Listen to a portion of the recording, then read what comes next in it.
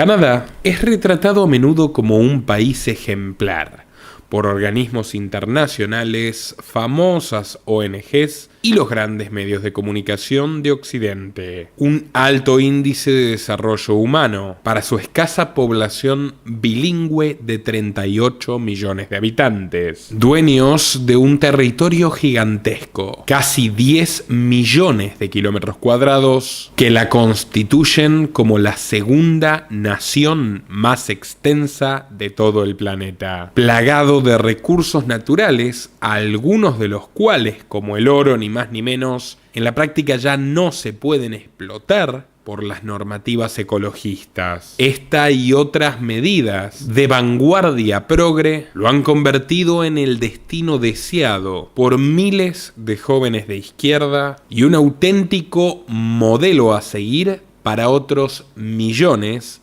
especialmente en Estados Unidos. Sin embargo, pese al descomunal avance del intervencionismo económico, mantiene una economía relativamente pujante en comparación a otras. Y hace varios años, aparece en el top 5 de libertad económica del ranking extremadamente incompleto y ambiguo de la Heritage Foundation. Razón por la cual este país no solo es defendido por izquierdistas, sino también por muchos autodenominados liberales de América Latina. A priori todo suena de maravillas, por tanto restaría preguntarse por qué en este extremo boreal del continente americano ni los simpáticos alces, ni toda la empalagosa miel de maple y ni siquiera la policía montada han logrado impedir el desarrollo de las protestas más grandes de toda su historia. Canadá sufre una auténtica fractura social. Sus autopistas están inundadas con manifestantes hace ya casi 2 semanas. Más de 50.000 camiones en huelga le han asestado un golpe mortal al mercado, y el desabastecimiento ha dejado desiertas las góndolas desde la frontera de Estados Unidos hasta el Polo Norte y desde el Océano Pacífico hasta el Atlántico. A diferencia de eventos similares que han ocurrido en otros lugares y momentos históricos, el grueso de la sociedad civil apoya a los manifestantes. Y el antes popular primer ministro se encuentra literalmente prófugo. El mismo que llegó al poder por primera vez en 2015, hace 6 años que parecen 60, con una mayoría absoluta de los votos, se ha dado a la fuga sin tener la dignidad de abandonar su cargo. Tal como lo oyen. El premier abandonó la residencia oficial, escoltado por más de 100 custodios, con el fin de trasladarse a una ubicación secreta, y la última noticia que se tiene de él, del día de ayer, es su anuncio de que ha contraído la sopa china, que la está pasando mal y ruega clemencia a sus votantes, intentando ganar tiempo ante una crisis que se le ha salido de las manos, que día tras día empeora mientras se aleja la luz al final del túnel. ¿Qué está pasando en Canadá? Y lo más importante de todo, ¿puede ocurrir también en tu país? ¿Cuál es el próximo? Quédate hasta el último minuto y te contaremos lo que el resto de la prensa ignora u oculta deliberadamente. Pero antes, dale like a este video para que YouTube lo recomiende a más gente mientras tú lo estás viendo. Y si no lo has hecho ya, suscríbete a nuestro canal para no perderte ninguno de nuestros informes exclusivos. Is right now in Canada, we have one of the biggest revolutions happening, and you probably haven't heard about it because nobody's talking about it. But right now there's 50,000 truckers and about 1.4 million people headed to the Parliament in Ottawa, and they're going to stay there until Trudeau resigns or they give us back all of our freedoms and rights. You know, when you separate people, it's easy to, create power through separation. But like I said, what we're seeing in the country right now with these truckers, and it honestly, it has ignited the whole entire country of Canada.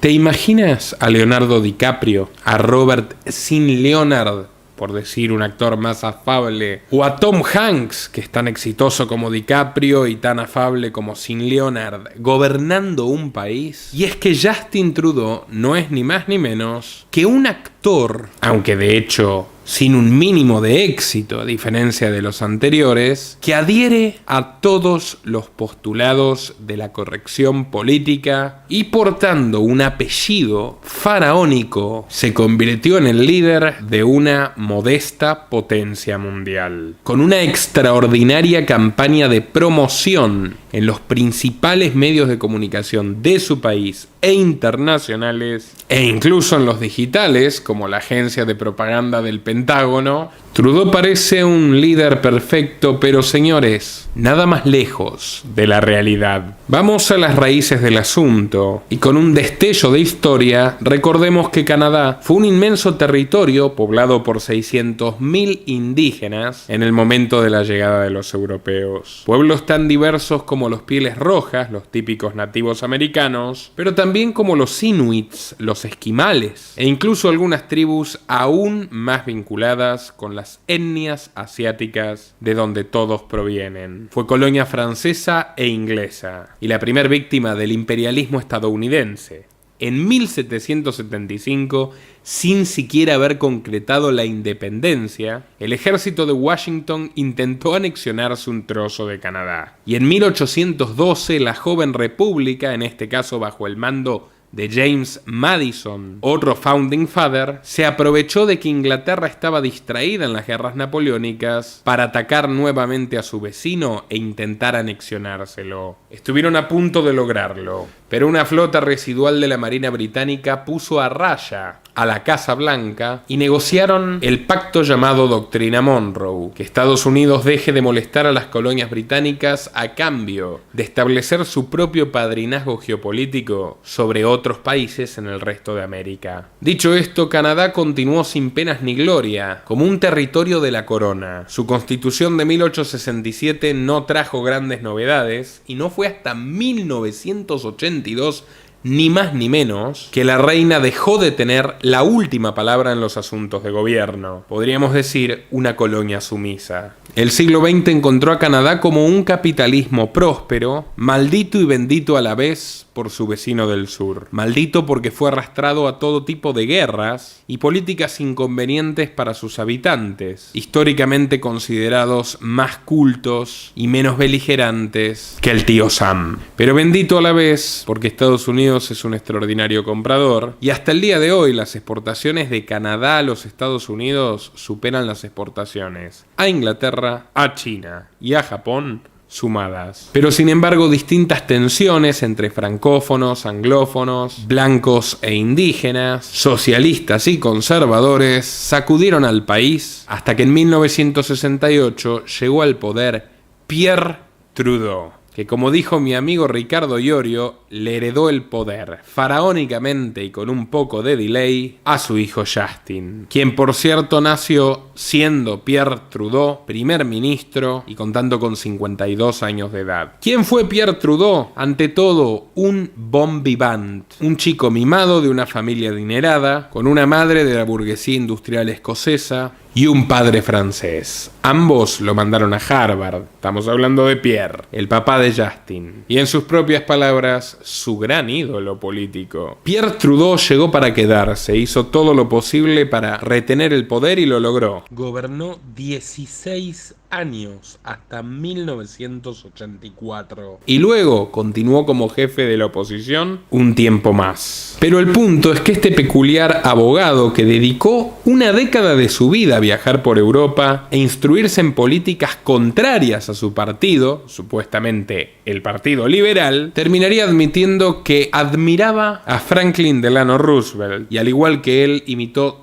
todo tipo de argucias y prácticas ilegítimas para aumentar su poder. Casi nadie lo sabe, pero el padre de Justin Trudeau, del multicultural Justin Trudeau, Pierre, continuó con las escuelas internado para indígenas, una operativa nefasta donde el gobierno de Canadá le arrebataba a pobladores pacíficos sus hijos, a los que prohibía volver a ver, y adoctrinaba como ciudadanos obedientes que luego trabajaban en los eslabones más bajos de la administración pública. Una forma de esclavitud con la que Trudeau tuvo la oportunidad de terminar desde el primer día, pero se tomó unos cuantos años y negociaciones políticas para abolir. Al mismo tiempo que tomó la buena decisión de descriminalizar la homosexualidad, abrió la puerta al aborto y, según las malas lenguas, a pedido de su amigo, el senador estadounidense Alan Cranston, presidente de la Federación del Gobierno Mundial, quien iniciaría en la política a Kamala Harris años más tarde. Ese pedido vino acompañado de financiamiento y la deuda, señores, desde entonces y hasta ahora ha sido una enorme carga para este país. Pero en contraste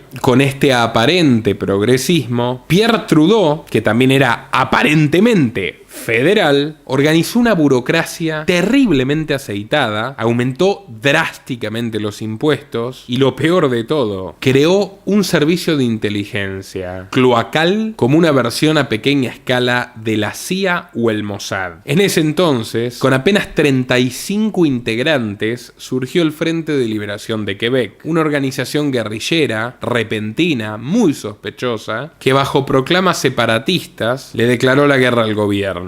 Convenientemente, matando a sus enemigos, no a sus miembros. ¡Qué casualidad! Y todo esto ocurrió, para mayor coincidencia, en los momentos más críticos de su gobierno, que había llenado de expectativas a los canadienses para luego defraudarlos. El Frente de Liberación de Quebec, que ciertamente venía de antes, pero no tuvo una entidad relevante hasta su gobierno, comenzó a plantar bombas y la respuesta del gobierno fue ni más ni menos que declarar la ley marcial, el acta de medidas de guerra, que lo llevó a detener ni más ni menos que a 500 personas, de las cuales solamente 4 tenían algún tipo de vínculo con la guerrilla. El resto eran opositores del gobierno de Pierre Trudeau, que acababa de consolidarse como un auténtico dictador. Torturas, cierres de diarios, amenazas y extorsiones a periodistas e incluso desapariciones y asesinatos fueron ejecutados por el gobierno federal canadiense durante varios días, mientras se montaba una aceitada operación en las escasas cadenas televisivas,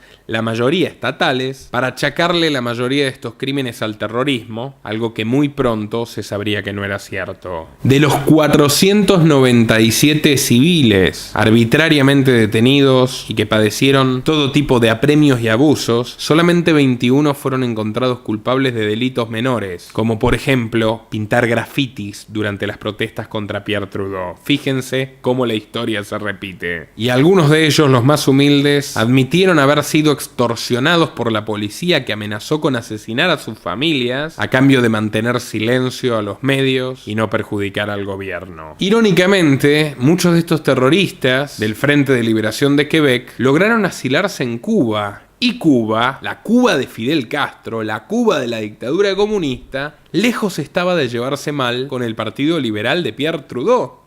Al contrario, eran amigos íntimos. Tan íntimos que no solo que Trudeau fue el primer premier canadiense en visitar la isla, sino que Fidel tuvo en brazos a su hijo durante varios cumpleaños. El joven Justin Trudeau pasó más tiempo en brazos de Fidel Castro que de su propia madre, tal como lo oyen. Porque su padre, el bon vivant, el Playboy, recordado por el guitarrista de los Rolling Stones, Ron Wood, como un playboy millonario que salía con modelos en plural varias al mismo tiempo, se cansó rápidamente de su esposa 30 años menor, la madre de Justin. Con un psiquiatra afiliado al gobierno, la declaró bipolar y le quitó la custodia de sus hijos, que no volverían a verla hasta finales de la década del 80. Pero bueno, seguro que tenían una gran influencia en el tirano de barba larga que les cantaba las rumbas republicanas de la Guerra Civil Española. Y es que Pierre Trudeau entendió muy claramente que la cobertura ideal para una política de ultraderecha es un discurso buenista que le agrade a todo el mundo, empezando por las celebridades. No solo fue amigo de los Rolling Stones, del cantante Leonard Cohen y de numerosas figuras de Hollywood. Fue un íntimo de John Lennon y uno de los pocos especímenes que cosechó la simpatía de Yoko Ono, que dijo de Pierre Trudeau que se trataba de una bellísima persona. Sin embargo, sus políticas de deuda y altos impuestos, todo esto irónicamente concretado bajo las siglas del Partido Liberal, generaron una crisis económica feroz que en las décadas del 80 y del 90 pauperizó a buena parte de los canadienses, al punto que el Wall Street Journal llegó a decir que Canadá se convertía en el primer caso de un país del primer mundo que se lanzó al precipicio y terminó en el tercero. Sin embargo, Pierre Trudeau continuó oficiando como un titiritero en la sombra de la nación boreal, al tiempo que se vinculó con la UNESCO, con el Banco Interamericano de Desarrollo, y logró puestos prominentes en diversos organismos globalistas. Junto con George Bush padre y Bill Clinton, dijo sentirse satisfecho de que el mundo se encaminara a un nuevo orden mundial, sus palabras literales, y su cercanía con la ONU llevó a este organismo a calificar a Canadá como el mejor país del mundo para vivir durante varios años, pese a la altísima inflación, el desabastecimiento, el desempleo, la crisis de deuda, etcétera, etcétera, etcétera. La suerte del país comenzó a revertirse con el tiempo y algunas reformas descentralizadoras que incentivaron la competencia territorial y empresarial. Pero señores, créanme que comenzaba a gestarse una nueva amenaza. Trudeau, la secuela. Justin. Aprovecho para recomendarte esta extraordinaria revelación sobre la sopa china y lo que estamos sufriendo en estos últimos 2 años. Un informe proscripto que confirma lo que muchos pensábamos con datos irrefutables. No te olvides de visitarlo al final de este video. Justin Trudeau apareció por primera vez en escena pública durante el funeral de su padre, cautivando a Cohen, a Castro, a Jimmy Carter y a otros ilustres asistentes del velorio con un discurso encendido de perfecta dicción e interpretado shakespearianamente. Fue así como un profesor suplente de teatro que logró convencer a su padre de que un año sabático se convierta en 4, un señorito, un niní de 31 años, terminó consolidándose como operador de primera línea del Partido Liberal Canadiense, que de liberal, queda claro, solo tiene el nombre, como todos los partidos, ya sea el norteamericano, la versión berretizada de Milley, el canadiense, el australiano, fíjense lo que pasó con Djokovic, o el padre de todos, el inglés. Ya lo advertía el magistral Herbert Spencer. Y si quieres saber lo que realmente es el liberalismo y el inmenso daño a la humanidad que han hecho sus profanadores, te recomiendo muy enfáticamente esta conferencia animada, entretenida, que considero uno de los mejores trabajos que he hecho en mi vida. Continúo. Pese a no contar con otra cosa que un aspecto privilegiado, con varios videos de striptease que sus opositores ridiculizaban, y una escasa formación educativa para comprender medidas políticas básicas en áreas tan diversas como las finanzas o la defensa, Trudeau Jr. Justin escaló posiciones de la mano de su carisma y de un padrino al que ha agradecido públicamente en más de una ocasión, George Soros, con quien entabló relación de manera directa desde el día 1 de su carrera y, a diferencia de otros, nunca se ha molestado en disimularlo de ninguna manera. Con modalidad de influencer y manejo perfecto de las redes sociales, copiando el modelo de marketing de Barack Obama e inspirado por su propio padre, Justin llegó a la presidencia en 2015 con una mayoría parlamentaria absoluta, habiendo resignado en el camino, por supuesto, las escasas promesas de control del gasto y defensa de las libertades individuales que formaban parte de su programa electoral en el principio, y las reemplazó por el pack perfecto de políticas progres de corte socialista que convirtieron a Canadá en un enorme laboratorio de pruebas del globalismo y del gran reinicio. En sus propias palabras, y es que sí. Building back better means getting support to the most vulnerable while maintaining our momentum on reaching the 2030 Agenda for Sustainable Development and the SDGs. Para alegría de Soros, esta joven promesa decidió asignarle el 80% de los fondos de asistencia internacional del gobierno de Canadá a la denominada Política de Asistencia Internacional Feminista, a través de la cual los sufridos contribuyentes canadienses deben financiar a ONGs radicales de izquierda identitaria y sus políticas de género misándricas, misántropas e infanticidas de punta a punta del planeta. ¿Quiénes gestionan los fondos? Claro está, el Open Society Institute y el National Endorsement for Democracy. saying loud and clearly that I am a feminist. Al igual que su padre cerraba diarios, Justin Trudeau disciplina y silencia a sus adversarios a través de la ley del discurso de odio, que por ejemplo prevé penas de cárcel para quien se atreva a llamar a un transexual por su nombre de nacimiento, aun si lo hace de manera accidental. So, who is this legislation harming?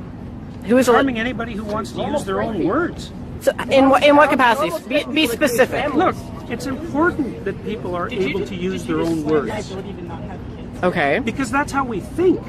And if So- the government starts legislating how we think, and So how if we I speak, wanted we're to gonna call be you like, she, "Hey, look, are you gonna let me say-" no, I'm playing off of what you're saying. If I wanted to call you she and her and miss, because that's my freedom of speech, and if everyone just called you that all the time, and that was the only thing. Call me. Can't you tell? I think that you don't care because you've never had to face that, and it's a common trend among people who have never had to face like transgender-related discrimination that you think it's not a big deal because you don't have to deal I with didn't say I it. didn't think it was a big deal. I said I didn't care if people called me that. La tasa de encarcelamiento de Canadá se ha multiplicado desde que Justin Trudeau llegó al poder. Y aunque se disfrace de indio con plumas y presente un gabinete multicultural, lo cierto es que no se diferencia en absoluto de los uniformados amigos de su padre, ya fueran los comunistas o las dictaduras de derecha de América Latina. Juró y perjuró que no asistiría a Estados Unidos en la guerra de Siria, pero lo hizo. Multiplicó drásticamente un 70% el gasto militar de Canadá, proveyendo fundamentalmente a las industrias del military complex estadounidense. Intercedió en esta guerra genocida y a cambio recibió en su país a 31.000 refugiados, muchos de los cuales, pese a la retórica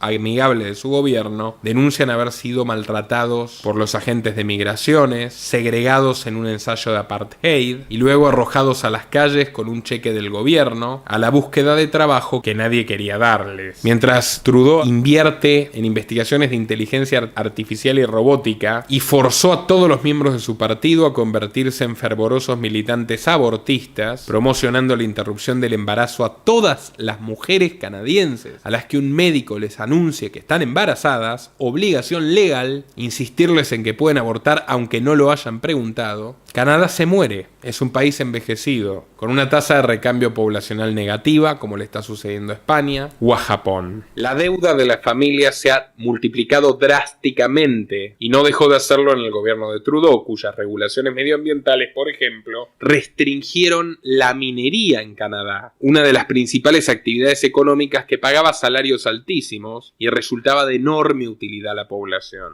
Ahora las empresas canadienses como Barrick Gold desplazaron su operativa a países del tercer mundo, donde llevan adelante sus prácticas totalmente necesarias de la manera menos responsable posible. Exteriorizando el daño, pagan el costo los canadienses. Como si faltara algo, desandó varias reformas federales y no se perdió la oportunidad de declararse abiertamente globalista. Sumiso con Obama y luego intentó serlo con Trump, al que no logró convencer de su perorata falsa a favor del libre comercio, cuando en Canadá, por ejemplo, la producción de leche es regulada por el gobierno federal, provincial y municipal. El gobierno decide, como en la Unión Soviética, cuántos millones de litros deben producirse. Cada agricultor tiene una cuota asignada por los burócratas. A su vez, la industria, que por supuesto no es rentable, recibe fuertes subsidios y se le impide a nuevos actores entrar en el negocio. Es decir, Canadá tiene políticas selectivas de corte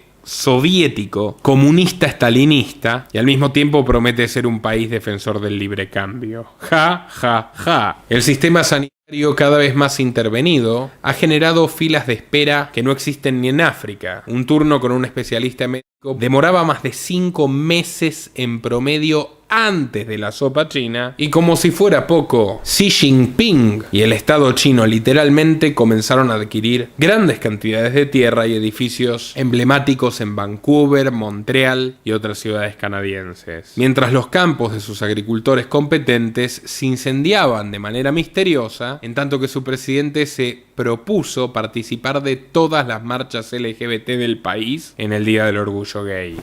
Como corolario de sus políticas nostálgicas con el comunismo del tío Fidel, Justin Trudeau prohibió la propiedad inmobiliaria a extranjeros, en una medida feudal, antiliberal, nacionalista con Z de nazi, y además incorporó un impuesto retroactivo especial para extranjeros que ya tuvieran propiedades en Canadá, que transgrede los principios elementales de la ley canadiense y deja en cero la seguridad jurídica para los inversores. Pero lo que motiva estas protestas no es nada de lo anterior, por más que les resulte sorprendente, sino la mayor afrenta a la libertad individual. Durante el encierro, y como no podía ser de otra forma, Justin llevó al extremo las recomendaciones de Bill y sus amigos. Insisto que vean este video al final, pero después vino lo peor. En Canadá se ha llegado al extremo de negarle un trasplante de órganos a una persona que se negó a entregarle su brazo a Trudeau. Algunas ciudades gobernadas,